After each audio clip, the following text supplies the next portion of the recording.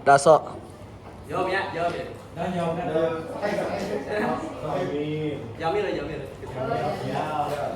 Atau masya ila Baghdad.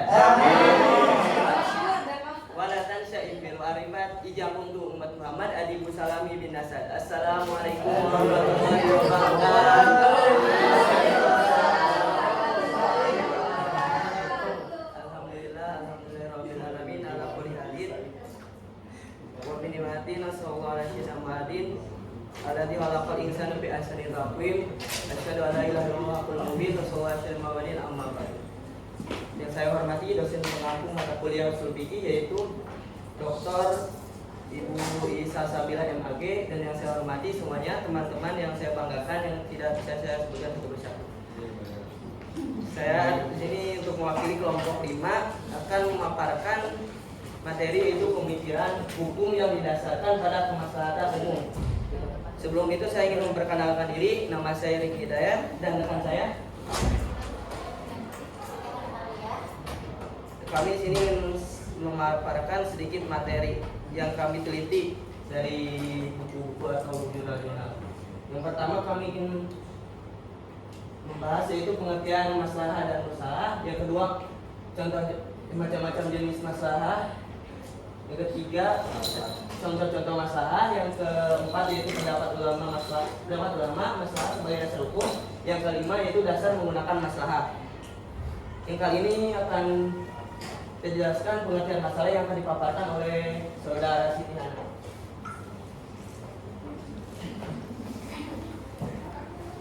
Langsung aja. Pengertian maslahah. Maslahah menurut bahasa yaitu salaha yasluhu sohan maslahatan, yang artinya yaitu baik, patut dan bermanfaat. Kata mursalah artinya terlepas bebas, tidak terikat oleh dalil Al-Quran dan hadis yang membolehkannya atau yang melarangnya. Sedangkan secara terminologi, maslahah adalah prinsip dalam hukum Islam yang berarti memelihara tujuan syariat dalam meraih manfaat dan mencegah kemadharatan. Maslahah mursalah adalah istilah dari fikih yang merujuk pada kepentingan umum yang diakui oleh masyarakat secara luas. Meskipun tidak ada landasan yang spesifik dalam sumber hukum Islam, dalam sumber hukum Islam seperti Al-Quran dan hadis. Dalam hal ini, masalah mursalah dapat diterapkan oleh para ahli hukum Islam dalam menetapkan hukum atau fatwa yang berkaitan dengan situasi atau permasalahan baru yang belum ada landasan hukum yang jelas. Misalnya seperti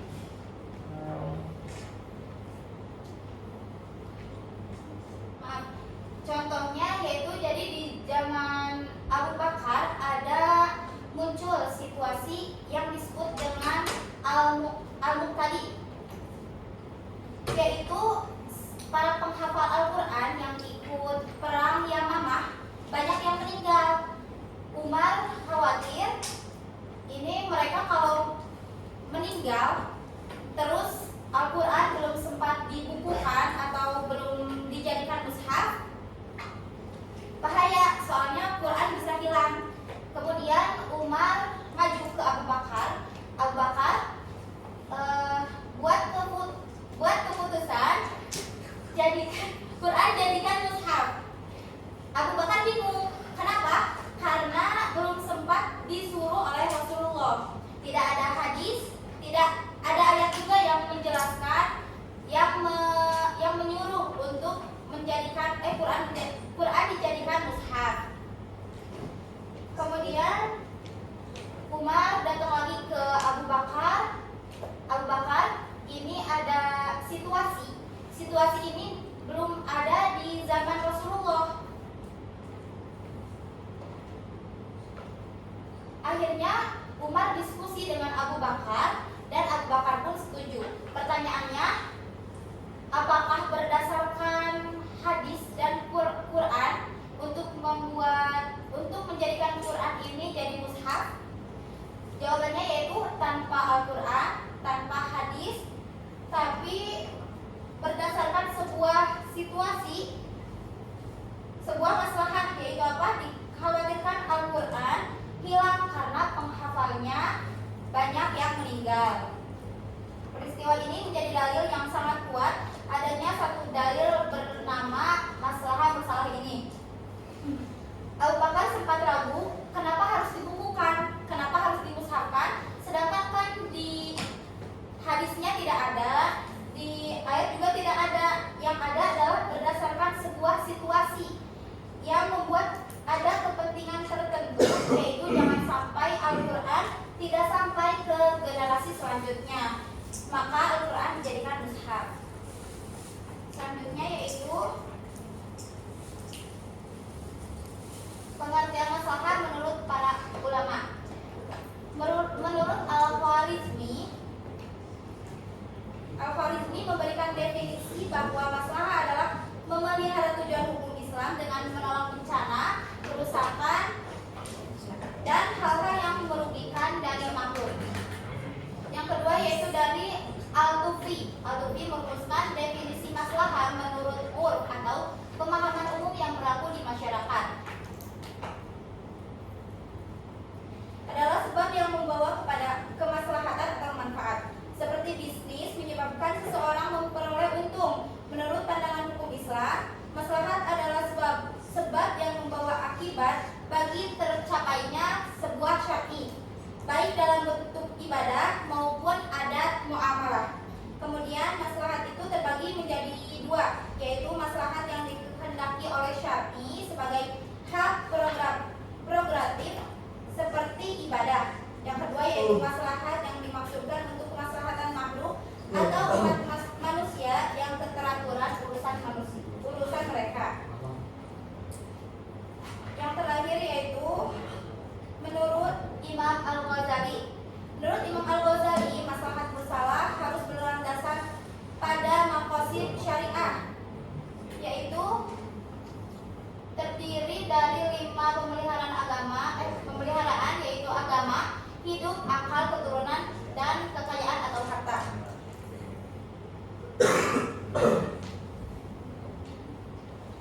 Al-Ghazali memandang bahwa maslahat yang diambil harus jelas relevansinya dengan tujuan syariah dan tidak boleh bertentangan dengan prinsip-prinsip dasar Islam.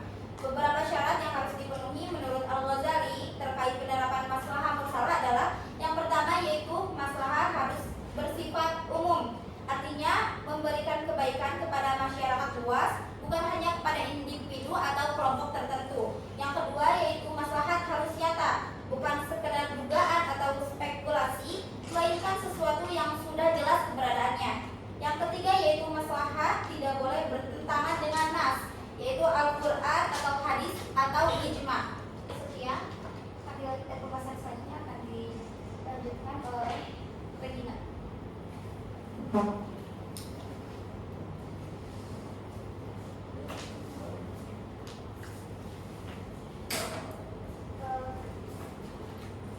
ada macam-macam masalah.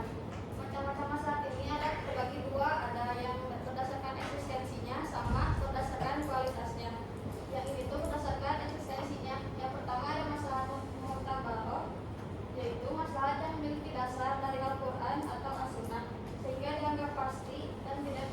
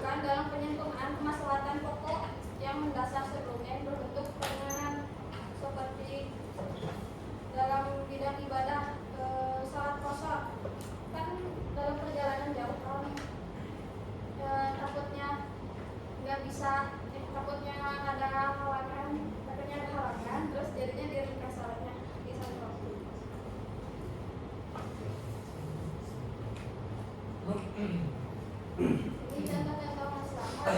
Yang pertama ada tindakan para sahabat Rasulullah di masa lalu. Yang pertama adalah penghormatan khalifah kedua di zaman zaman Abu Bakar, zaman Umar, zaman Utsman, sama zaman Ali bin Abi Thalib. Tidak menerapkan hukum potong tangan bagi pencuri, pengumpulan Al-Quran dan penyusunan mushaf. Yang kedua, masalah maslahat dan kontradiksi dengan nas. Ini itu kayak di zaman Covid, sholat yang menggunakan masker saat sholat berjamaah. Itu enggak, ini kan juga tertulisnya di hadis sama di Al-Quran. Diambil dari surah selanjutnya akan dijelaskan oleh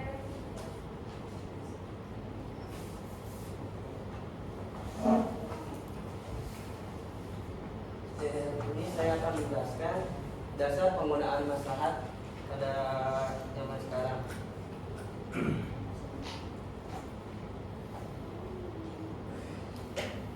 Jumhur ulama sepakat bahwa sumber dari hukum Islam itu sudah tetap, yaitu ada 4, 2 di antara yang asli yaitu Al-Quran dan Sunnah, dan 2 lagi yaitu ijma dan qiyas.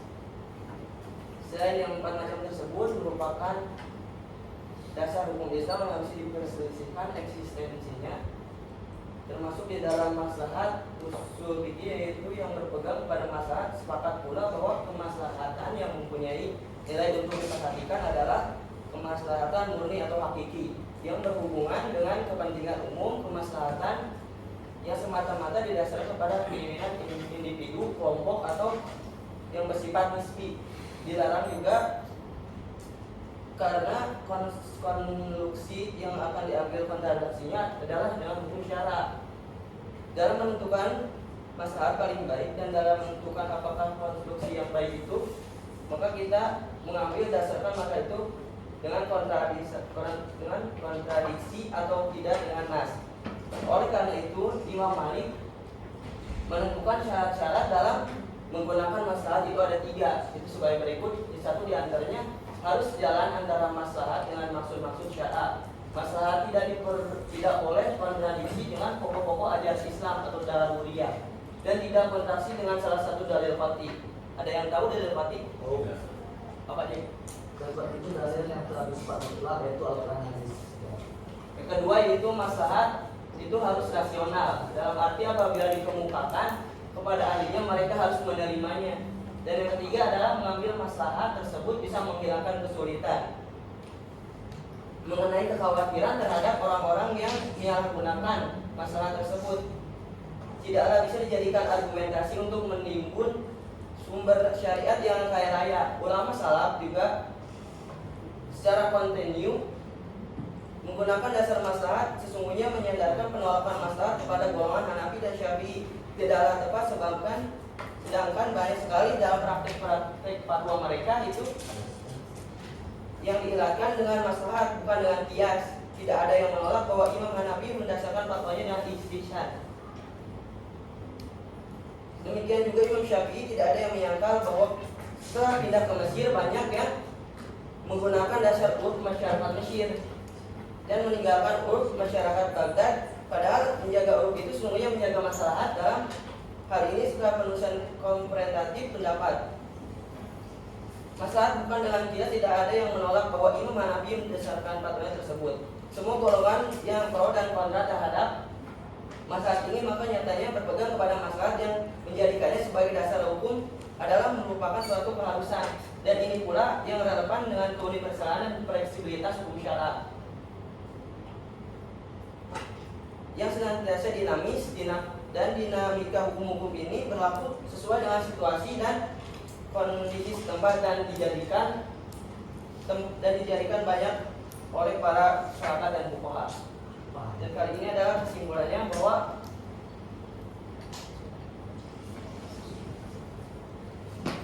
adalah masalah dalam agama merupakan konsep yang sangat sentral, merujuk pada kebaikan, manfaat atau kepentingan yang dapat diperoleh oleh individu ataupun masyarakat. Tujuan utama agama adalah mewujudkan kesejahteraan dan kebahagiaan bagi umatnya, dan maslahat menjadi alat untuk mencapai tujuan.